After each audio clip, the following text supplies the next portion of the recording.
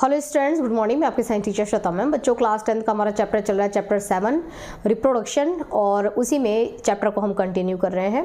देखिए, आज हम क्या पढ़ने जा रहे हैं? आज हम पढ़ने जा रहे हैं बच्चों types of reproduction.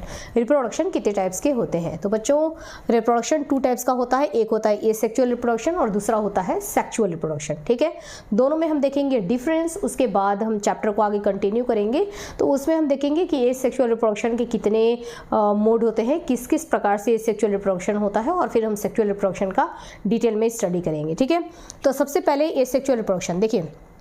Asexual reproduction जो होता है, इसमें सिंगल पेरेंट्स की जरूरत होती है, यानी कि कोई भी एक सिंगल पेरेंट है, चाहे आप उसको मेल कहिए चाहे उसको फीमेल कहिए, वो रिप्रोड्यूस करके अपने जनरेशन को आगे बढ़ाते हैं, ऑफस्प्रिंग या प्रोजेनी बनाते हैं। तो इसमें एक सिंगल पेरेंट की जरूरत होती है एसेक्सुअल रिप्रोडक्शन में, जबकि सेक्सुअल रिप्रोडक्शन में 2 पेरेंट्स की जरूरत होती है, एक मेल और एक फीमेल। ठीक है, दोनों के मेल और फीमेल से ही, मेल से मेल गैमेट बनेगा, फीमेल से फीमेल गैमेट बनेगा, दोनों में फर्टिलाइजेशन होगा, जाइगोट बनेगा, और इस तरीके से इनका जनरेशन आगे बढ़ता है। ठीक है, तो जनरेशन आगे बढ़ाने के लिए इनमें सिर्फ एक पेरेंट्स की जरूरत होती है और उनमें 2 पेरेंट्स की जरूरत होती है। नेक्स्ट है नो गैमेट फॉर्मेशन। इनमें कोई भी मेल गैमेट फीमेल गैमेट नहीं बनता है, गैमेट की जरूरत ही नहीं है। ठीक है, तो क्योंकि एक ही पेरेंट है ना, तो मेल गैमेट हो फीमेल गैमेट हो, इसके लिए तो 2 पेरेंट की जरूरत होगी। तो यहाँ पर कोई भी गैमेट नहीं बनता है, जबकि यहाँ पर गैमेट फॉर्मेशन होता है। ठीक है, इसलिए मैंने राइट का वहां पर साइन लगाया है कि इसमें गैमेट फॉर्मेशन होता है। अब गैमेट फॉर्मेशन क्या होता है गैमेट, उसके बारे में हमको समझना पड़ेगा। देखिए, मेल जो होते हैं, ठीक है, अगर हम ह्यूमन की ही बात कर ले तो ह्यूमन में एक पहले ना हम लेते हैं कि इसमें कैसे सिंगल पेरेंट की जरूरत होती है। तो देखो, जैसे मैंने मान लो कि बना लिया ये अमीबा। ओके, तो ये अमीबा आप इसको बता सकते हैं क्या कि ये अमीबा हमारा मेल अमीबा है या फिर ये हमारा अमीबा फीमेल अमीबा है? नहीं बता सकते। और ये क्या है? ये एक सिंगल पेरेंट है। ठीक है, इसने क्या किया, इसने डिवीजन किया, बाइनरी फ्यूजन किया, और ये डिवाइड हो गया 2 डॉटर सेल में, ये डिवाइड हो गया। देखो, ये बन गया एक अमीबा, और ये इसने एक दूसरा अमीबा ये बना लिया। ठीक है, तो एक अमीबा से ये दूसरा अमीबा, 2 अमीबा इसमें बन गए, मतलब कि एक अमीबा खत्म होने से पहले, ठीक है, इसने क्या कर लिया, अपने जनरेशन को आगे बढ़ा दिया, 1 से भले 2। ओके, तो ये बन गए इसमें ऑफस्प्रिंग यानी कि प्रोजेनी। तो देखो, इसमें सिंगल पेरेंट से, यही एसेक्सुअल रिप्रोडक्शन है, इसमें सिंगल पेरेंट से आप देख रहे हैं कि इसमें रिप्रोडक्शन हो गया, यानी कि जनरेशन आगे बढ़ गया। ओके, लेकिन अगर हम सेक्सुअल रिप्रोडक्शन की बात करते हैं तो उसमें क्या होता है कि उसमें यहाँ पर होते हैं मेल, ओके, और यहाँ है फीमेल। ओके, मेल और फीमेल। अब मेल को बोला जाता है, मेल को बोला नहीं जाता है, उनकी बॉडी में ऑलरेडी होता है कि मेल जो होते हैं इनके शरीर के अंदर मेल रिप्रोडक्टिव ऑर्गन्स होते हैं। ठीक है, क्या होते हैं? इनमें मेल रिप्रोडक्टिव ऑर्गन्स पाए जाते हैं, मेल रिप्रोडक्टिव ऑर्गन्स। ठीक है, क्या मैं लिख रही हूँ भाई, कहाँ गया डस्टर? लो, डस्टर भी गायब, नहीं मिल गया। इनमें क्या होता है? इनमें होता है मेल रिप्रोडक्टिव ऑर्गन्स। ठीक है, मेल रिप्रोडक्टिव ऑर्गन्स होता है, उसी तरीके से इनमें फीमेल रिप्रोडक्टिव ऑर्गन्स इनमें पाए जाते हैं। ये जो ऑर्गन होते हैं ना, ये क्या बनाते हैं? ये बनाते हैं गैमीट। ठीक है, जो गैमीट होगा उसको हम क्या बोलेंगे कि वो क्या है? वो है मेल गैमीट। इसमें जो गैमीट बनता है ना, वो मेल गैमीट है। उसी तरीके से इनमें भी गैमीट तो बनेगा। ठीक है, और ये जो गैमीट बनेगा इसको हम क्या बोलेंगे?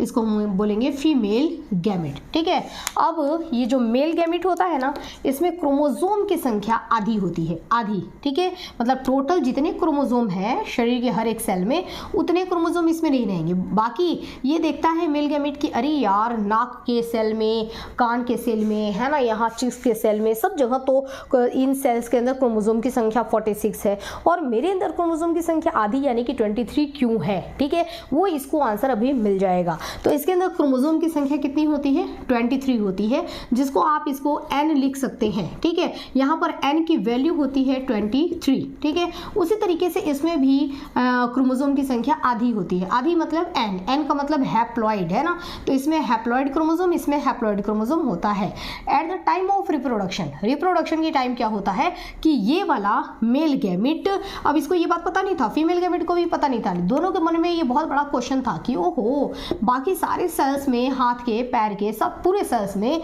शरीर के सारे सेल के अंदर, इवन हार्ट में, है ना, सब जगह सेल के में क्या है, 23 क्रोमोसोम है। ये इनके दिमाग में ना कहीं ना कहीं ये गड़गड़ कर रहा था कि सबके में 46 क्रोमोसोम है। ये भी यही बात सोच रहे थे कि सबके में, सारे सेल्स में 46 क्रोमोसोम है और हमको 23 क्रोमोसोम क्यों मिल रहा है, लेकिन बाद में इनको पता पड़ जाता है। ठीक है, at the time of reproduction ये मेल गैमेट इस फीमेल गैमेट के साथ जाकर के क्या हो जाता है, फ्यूज हो जाता है। फ्यूज का मतलब कि दोनों जो होते हैं ना एक दूसरे में मिक्स हो जाते हैं। जैसे कि आप एक लड्डू ले लो, ठीक है, फिर आपने दूसरा लड्डू ले लिया, दोनों लड्डू को आप फोड़ दो और फोड़ करके एक बड़ा लड्डू बना दो। ठीक है, तो देखो ये दोनों, ये एन क्रोमोसोम था, ये भी एन क्रोमोसोम था और दोनों से जब यहाँ पे लड्डू बना तो दोनों का अमाउंट जुड़ गया। ठीक है, तो ये कितने बन गए, ये बन गया 2n। ठीक है, तो इसमें जो क्रोमोसोम था वो क्या था, हैप्लॉइड। चलो मैं ऐसे बनाई देती हूँ, है ना, ये सर्कुलर होता है, ये सर्कल नहीं होता है, शेप अलग है, लेकिन मैं बना देती हूँ। देखो अब ये इसके अंदर जो क्रोमोसोम था वो क्या था, हैप्लॉइड था। हैप्लॉइड मतलब हाफ, आधा था। अब यहाँ पर ये जुड़ गया, जुड़ करके क्या हो गया, डबल हो गया। तो इसके अंदर क्रोमोसोम क्या हो गया, अब डिप्लॉइड। अब इसने देखा अच्छा तो ये प्लानिंग थी, है ना। प्लानिंग क्या थी कि यहाँ पर हमको हाफ इसलिए किया गया है क्योंकि हमको आगे जा करके डबल होना है, इसलिए पहले से हमको आधा कर दिया गया। अब तो यहाँ भी 46, यहाँ भी 46 और यहाँ पर भी 2n, मतलब 2 मल्टीप्लाई बाय 2n का मतलब क्या हो गया, 2 multiply by 23 is equal to 46। हम भी हो गए 46 वाले। ठीक है, और ये जो 46 वाला बना है ना, इसको हम बोलते हैं जाइगोट। क्या बोलते हैं बच्चों, इसको हम बोलते हैं जाइगोट। और ये इनके बीच में जो हुआ, ठीक है, दोनों जो फ्यूज हुए, इसको हम बोलते हैं फर्टिलाइजेशन। ठीक है, तो इनके बीच में क्या हुआ, ये फर्टिलाइजेशन हुआ और इस तरीके से बना जाइगोट। अब यही जाइगोट जो होगा बाद में बड़ा होगा, एम्ब्रियो बनेगा, फिटस बनेगा। ठीक है, और मतलब कुल बनते यही बनेगा बेबी बॉय या बेबी गर्ल। ठीक है, यही बनेगा बेबी बॉय या बेबी गर्ल। तो इस तरीके से इन पेरेंट्स का यहाँ पर जाकर के जनरेशन आगे बढ़ा। ठीक है, तो इनमें ये हो गया हमारा सेक्सुअल रिप्रोडक्शन का मेथड, कि सेक्सुअल रिप्रोडक्शन कुछ इस तरीके से होता है। और इस सेक्सुअल के बहुत सारे मेथड होते हैं, जरूरी नहीं कि सिर्फ ऐसे ही हो, दूसरे मेथड के द्वारा भी एसेक्सुअल रिप्रोडक्शन हो सकता है। बट इसमें केवल एक पेरेंट, इसमें सिंगल पेरेंट पार्टिसिपेट करते हैं, जबकि आपने देखा इसमें कि इसमें जो है वो 2 पेरेंट यहाँ पर पार्टिसिपेट कर रहे हैं, मेल और फीमेल। यहाँ तक की बात क्लियर हो गई। अब देखो नो फर्टिलाइजेशन, क्या आपने देखा कि इसमें कहीं कोई फर्टिलाइजेशन का स्टेप्स आया है, नहीं आया है ना। तो यहाँ पर कोई भी fertilisation, first point, second point, third point, यहाँ पर कोई भी फर्टिलाइजेशन का स्टेप्स नहीं होता है, जबकि इसमें आपने देखा कि इन दोनों ने मिल करके यहाँ पर फर्टिलाइजेशन किया, यानी कि यहाँ पर फर्टिलाइजेशन का स्टेप्स आता है। नेक्स्ट है ऑफस्प्रिंग जेनेटिकली सिमिलर, है ना। इसमें जो ये ऑफस्प्रिंग बने हैं, ठीक है, वो लगभग इनके जैसे ही दिखते हैं, है ना। देखने में तो आपको बहुत कम फर्क लगेगा कि कुछ अंतर नहीं दिख रहा है, जैसा ये दिखता था वैसा उसका फोटोकॉपी दिख रहा है, बट इंटरनल अंदर से हम देखेंगे तो फोटोकॉपी नहीं है, थोड़ा सा इनमें चेंजेस है। इन बच्चों में ना थोड़ा सा चेंजेस है, वेरिएशन का मतलब चेंजेस, हल्का सा चेंजेस है, लेकिन ये चेंजेस इतना छोटा है कि दिखाई नहीं देता है। ठीक है, तो इनमें हल्का सा चेंजेस है, वेरिएशन इसमें ऑफस्प्रिंग जेनेटिकली सिमिलर। और देखो इनमें ये जेनेटिकली मतलब ये बिल्कुल इसके जैसे ही होंगे, क्योंकि genetic material same genetic material आया है। ठीक है, जो जेनेटिक मटेरियल यहाँ न्यूक्लियस में था, इसके पास जो था, भाई उसी को इसने 2 पार्ट में डिवाइड कर दिया, इनको भी दिया, इनको भी दिया। तो जेनेटिक मटेरियल दोनों में क्या आया है, एकदम बराबर, एक जैसा आया है। लेकिन इसमें जेनेटिक मटेरियल क्या होगा, इसके अंदर क्या सेम है जेनेटिक मटेरियल? नहीं, इसमें जेनेटिक मटेरियल अलग हो गया। क्यों? क्योंकि यहाँ क्रोमोसोम N, देखो 23 क्रोमोसोम तो मेल से आ रहे हैं। ठीक है, मेल का 23 क्रोमोसोम ही जेनेटिक मटेरियल कहलाता है, डीएनए ही जेनेटिक मटेरियल है, डीएनए ही क्रोमोसोम है, क्रोमोसोम ही डीएनए है। और देखो क्रोमैटिन थ्रेड ही क्रोमोसोम है, क्रोमोसोम ही डीएनए है, डीएनए ही जीन है, और जीन ही समझ लो कि हमारे शरीर के कैरेक्टर्स हैं। ठीक है, तो ये जेनेटिक मटेरियल, इसमें जेनेटिक मटेरियल आधा तो आया है मेल से, आधा आ रहा है फीमेल से। तो क्या यहाँ पर जेनेटिक मटेरियल एग्जैक्टली मेल जैसा होगा या बिल्कुल फीमेल जैसा होगा? नहीं, क्योंकि यहाँ पर आधा आधा दोनों लड्डू आपस में मिक्स हो गए, तो जाहिर सी बात है कि इस लड्डू का टेस्ट भी आएगा और इस लड्डू का टेस्ट भी इसके अंदर आएगा। ठीक है, तो यहाँ पर क्या है है जेनेटिक मटेरियल सिमिलर नहीं है, जबकि यहाँ पर एक ही लड्डू था, ठीक है, उसी को दो भागों में हमने बांट दिया, तो दोनों लड्डू का टेस्ट क्या होगा, एक जैसा होगा। तो यहाँ पर जेनेटिक मटेरियल सेम होता है और यहाँ पर जेनेटिक मटेरियल डिसिमिलर होता है। अब देखो ये 4 वाला पॉइंट आपको समझ में आ गया, ये वेरिएशन वाला बाद में है ना। देखो नेक्स्ट सोमैटिक सेल इन्वॉल्व, इसमें क्या होता है, सोमैटिक सेल इन्वॉल्व होता है। अब बात आती है कि सोमैटिक सेल क्या होता है। देखो अगर मैंने यहाँ पर मुंशीलाल जी को बनाया और मुंशीलाल जी ये हैं, देखिए, तो मुंशीलाल जी का पूरा शरीर, ठीक है, पूरा शरीर मुंशीलाल जी का जो होगा, ओके, इस पूरे शरीर में मुंशीलाल जी के जितने भी सेल होंगे, है ना, जैसे कि बहुत सारे सेल्स होते हैं, ट्रिलियंस ऑफ सेल्स होते हैं, तो पूरी बॉडी में जितने भी मुंशीलाल जी की बॉडी में सेल हैं, उन सारे सेल को हम बोलेंगे कि तुम सब के सब सोमैटिक सेल हो। क्या हो, सोमैटिक सेल हो, है ना। तो ये सारे के सारे सोमैटिक सेल हैं। तो दूसरा कौन सा सेल है, एक और प्रकार का सेल होता है जिसको हम बोलते हैं रिप्रोडक्टिव सेल, है ना। ये मुंशीलाल जी के शरीर में जो रिप्रोडक्टिव ऑर्गन्स होंगे, मालूम ऐसे ही बना देती हूँ, जो रिप्रोडक्टिव ऑर्गन्स होंगे, क्या होंगे, रिप्रोडक्टिव, है ना, जो इनकी बॉडी में रिप्रोडक्टिव ऑर्गन्स होंगे, उन रिप्रोडक्टिव ऑर्गन्स के अंदर जो सेल होगा ना, उसको हम बोलेंगे रिप्रोडक्टिव सेल्स, ठीक है। तो रिप्रोडक्टिव ऑर्गन के अंदर पाए जाने वाले सेल को रिप्रोडक्टिव सेल बोला जाता है, और इसको छोड़ करके बॉडी के सारे सेल्स को हम बोलते हैं सोमैटिक सेल्स। तो इसमें जो एसेक्सुअल रिप्रोडक्शन है, इसमें तो भाई बॉडी का एक ही सेल ही था ये, और इसी सेल ने पार्टिसिपेट किया है, ठीक है। तो ये इसमें हम कहेंगे कि ये सोमैटिक सेल इसमें पार्टिसिपेट करते हैं, जबकि हम उसमें कह रहे हैं कि इसमें जर्म सेल्स इन्वॉल्व होते हैं, ठीक है। जर्म सेल्स का मतलब क्या हुआ कि इसमें रिप्रोडक्टिव सेल, देखिए इसके अंदर ये जो बना ना, ये क्या बना, ये गैमिट बना, है ना, गैमिट। तो इसमें ये वाले सेल मिल करके रिप्रोडक्शन कर रहे हैं, और इन्हीं को बोला जाता है जर्म सेल्स, या इन्हीं को बोला जाता है रिप्रोडक्टिव सेल, है ना। ये जो मेल गैमिट है, ये जो फीमेल गैमिट है, ये एक सेल है, ये क्या है, ये एक सेल है, ठीक है। ये गैमेट जो है ना, ये है क्या एक्चुअल में, तो ये क्या है, ये एक है सेल, ठीक है। ये भी जो है, ये क्या है भाई, तो ये है एक सेल, और ये सेल कौन सा सेल है, तो ये सेल जर्म सेल्स है, यानी कि इसी को हम रिप्रोडक्टिव सेल कहेंगे। तो इसमें रिप्रोडक्टिव सेल पार्टिसिपेट करते हैं, जबकि इसमें सोमैटिक सेल पार्टिसिपेट करते हैं, ठीक है। नेक्स्ट है रेट ऑफ रिप्रोडक्शन। अगर हम रिप्रोडक्शन की बात करें कि किसमें रिप्रोडक्शन फास्ट होगा, कहाँ पर आपको चाइल्ड फटाफट देखने के लिए मिलेंगे कि नेक्स्ट जनरेशन बन गया, है ना, तो वो ये इसमें कुछ करना ही नहीं है भाई, ये डिवाइड हुए और फट से 2 ऑफस्प्रिंग, है ना, एक मदर सेल से 2 डॉटर सेल बनके तैयार हो गए। जबकि मेल रिप्रोडक्टिव और मतलब मेल और फीमेल, है ना, सेक्सुअल की अगर हम बात करें तो इसमें एक लंबे प्रोसेस से होकर गुजरना पड़ता है। फिर ये जो बना जाइगोट, ये जाइगोट जो है ये भी क्या होगा, 9 महीने तक डेवलप होगा। अगर ह्यूमन की बात नहीं भी करते हैं, दूसरे एनिमल्स की भी बात करते हैं, तो उनमें भी डेवलपमेंट का एक प्रोसेस होता है। तो काफ़ी लंबा ये प्रोसेस होने के बाद तब जा करके यहाँ पर जनरेशन आगे बढ़ता है, बेबी बॉय या बेबी गर्ल मिलते हैं, ठीक है। तो रेट ऑफ रिप्रोडक्शन की अगर हम बात करेंगे तो रेट ऑफ रिप्रोडक्शन, रेट का मतलब होता है रिप्रोडक्शन की स्पीड। रिप्रोडक्शन की स्पीड आपको यहाँ क्या मिलेगी, बहुत ही फास्ट, जल्दी हुआ रिप्रोडक्शन, और यहाँ पर रिप्रोडक्शन की रेट क्या होगी, स्लो होगी, क्योंकि देख रहे हैं आप कि प्रोसेस बहुत ज़्यादा है, ठीक है। नेक्स्ट हम आ जाते हैं कि इसमें डिवीज़न किस प्रकार का हुआ, है ना। तो यहाँ पर अगर आप देख रहे हैं कि एक सेल से कितने सेल बने, 2, ठीक है। इसको हम बोलते हैं माइटोटिक डिवीज़न। एक सेल से 2 सेल का बनना ये कहलाता है माइटोटिक डिवीज़न। तो यहाँ पर केवल माइटोटिक डिवीज़न हुआ, बट अगर हम यहाँ बात करें, है ना, तो इसमें माइटोटिक डिवीज़न भी होगा। ये जो जाइगोट होगा वो माइटोटिक डिवीज़न के थ्रू अपनी संख्या बढ़ाएगा, और इसमें मियोसिस या मियोटिक डिवीज़न, दोनों एक ही बात है ना, मियोसिस बोले या मियोटिक डिवीजन बोले एक ही बात है। इसके अंदर दोनों ही तरीके के डिवीजन होते हैं। अब आप कहेंगे ये क्या है ना, किस प्रकार का डिवीजन है, मैं आपको बताती हूँ।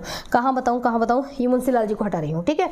आप इसको ना पूरा देखो, जो रफली मैं समझाती हूँ ना, इसको कॉपी में आपको सुंदर राइटिंग में फेयरली डायग्रामेटिक बनाना जरूरी है, क्योंकि देखो ये तो लिखी हुई चीजें हैं, है ना, लेकिन ये समझने के लिए ना साइड में रफ मैंने जो है बहुत सुंदर राइटिंग में नहीं बनाया है, बट आपको इसको बहुत सुंदर राइटिंग में बनाना जरूरी है कि अच्छी तरीके से आप इसको बनाएं, और ताकि ये समझने के टाइम पर आपको यही काम देगा, ठीक है। वो सारे पॉइंट्स इसके अंदर ही आ जाएंगे। तो देखो अब मैं ना इसको हटा रही हूँ, मुंशीलाल जी को हटा रही हूँ, आप इसको लिख लीजिए, ठीक है, पूरा ऐसे ड्रॉ कर लीजिए। अब यहाँ से मैं आपको बताती हूँ माइटोटिक और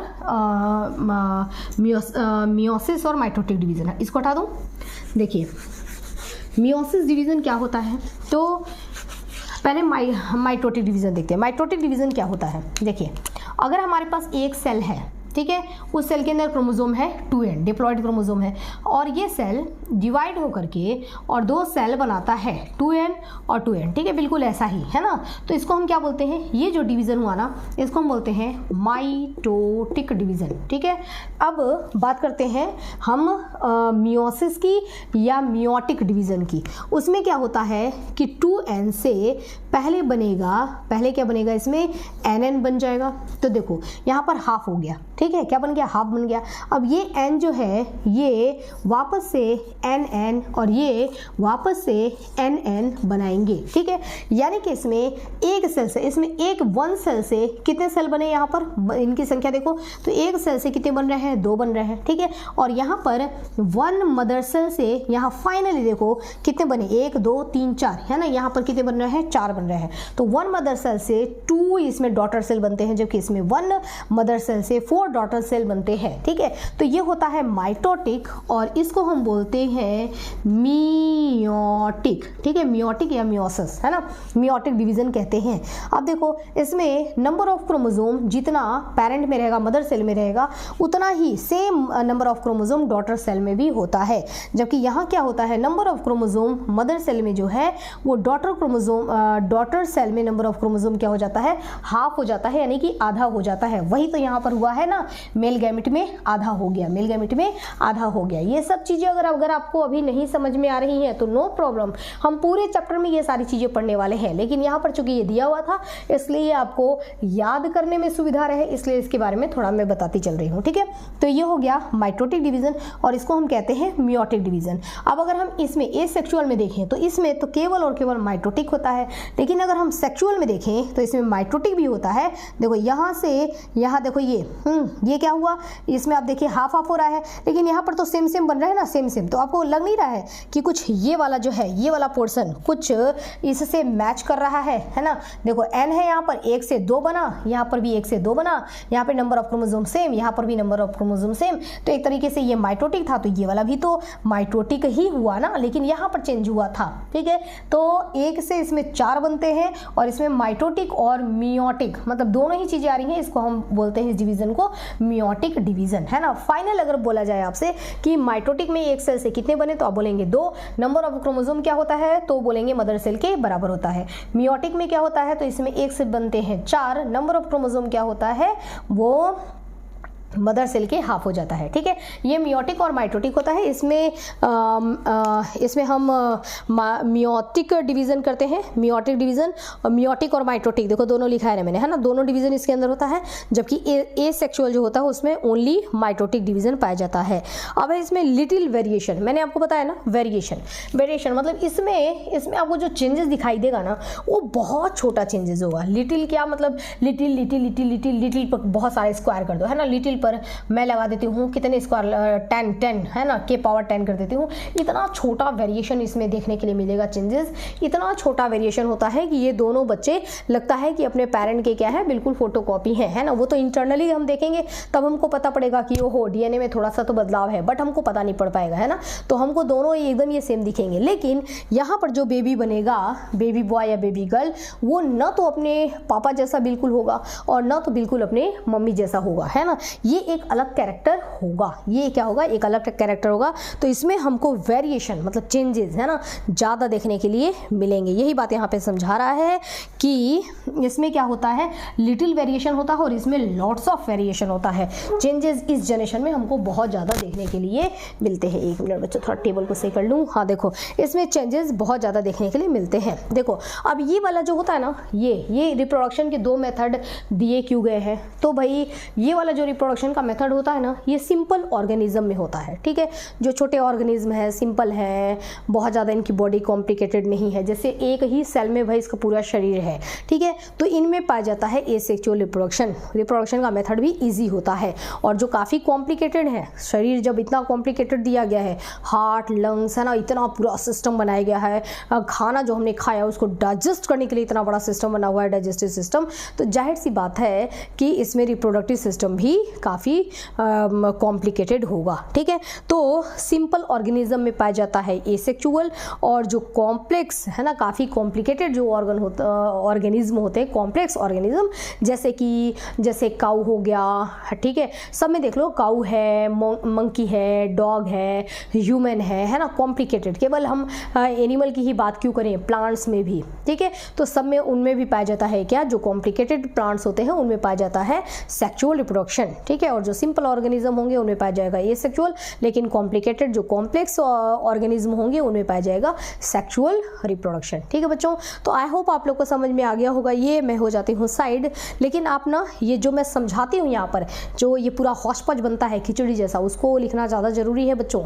उस फेयर जो वहाँ पर लिखा हुआ है ना, उससे कहीं ज़्यादा ज़रूरी है कि आप इसको पहले लिखिए, क्योंकि देखो सारा समझ में तो इसी से आएगा, ओके, ठीक है। अब देखो यहाँ पर आपको ये टाइप्स ऑफ रिप्रोडक्शन, ये इसका आपको साफ साफ कैसे लिखेंगे सेंटेंसेस में, ये आप देख लीजिए, इसको भी देख लीजिए एक बार, ठीक है। तो सेंटेंसेस में इसको कैसे लिखेंगे वो कुछ यूँ है, ठीक है बच्चों। अब मिलते हैं हम लोग नेक्स्ट वीडियो में, आगे चैप्टर को कंटिन्यू करेंगे, तब तक के लिए स्टडी करते रहिए। Okay, have a nice day.